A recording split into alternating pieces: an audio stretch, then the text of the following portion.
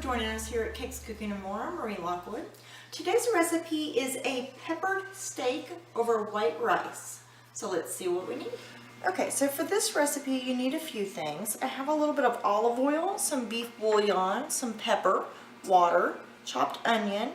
This is stewed tomatoes from a can, and I do buy the Italian style because I like that extra little flavor that it gives, but you can buy plain if you prefer. Some Worcestershire sauce, some bell pepper chopped. This is just a little bit of flour that I've added some pepper to, and this is our top flat steak that I've had cut really, really thin. Okay, so I'm just going to give this a little mix. I want to get that pepper mixed into my flour. Alright, then I'm going to take my oil and go ahead and put that into my pan, and you really don't need a whole lot. Then we're going to turn our pan to about medium, and we're going to take our steaks, and you're just going to dip each one, each side, kind of get, you know, a little bit of flour on it. It doesn't have to be heavy coated. And you're going to brown your steak real quick. And when I say brown, I mean lightly. This is a very thin cut steak. If you do it for too long, you're going to end up with beef jerky type steak. We don't want that. So we're just going to put each piece in here, and we're going to lightly brown them about a minute per side. And then we'll start on the next steps.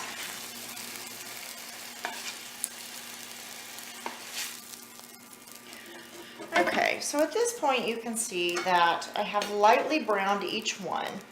They've still got quite a bit of pink in them, so I didn't overdo it. Now, you don't have to do this stage, but I do because I like the meat a little bit smaller. I don't like the large chunks of meat in there. And it's really hard to cut when it's completely raw, so I do it after I have cooked it some, but I just cut it into strips. And you can see that they're pretty small, but they're closer to what I want to be able to actually serve people. So I just cut those into smaller little strips. And then go with the next piece. Okay, now that my meat is all cut, I'm just going to take those slices and put them back in.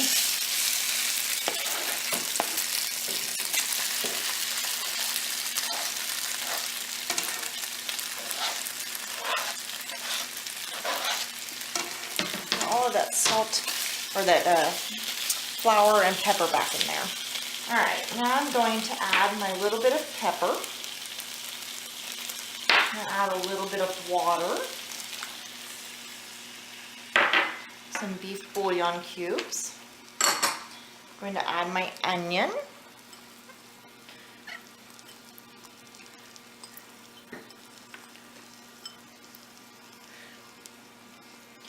And then I'm going to add my stewed tomatoes.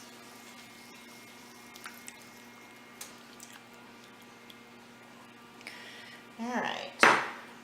Then I'm just going to give that a nice stir so that all of my meat is not stuck to the bottom. I don't want it to burn. And like I said, if you overcook it, you're going to end up with beef jerky. That's not what we want in this meal. So now on my stewed tomatoes, they come in, you know, kind of half tomatoes. I do smash mine. You don't have to if you don't mind the tomato. But I smash mine just because I want the flavor to get a little further than it will if I leave it all in big chunks. Alright, so we're just going to give that a mix. Now we're going to cook this on a very low simmer. So, you know, like a 1 or a 2. And then we're going to cook it for about an hour, and then we'll be back.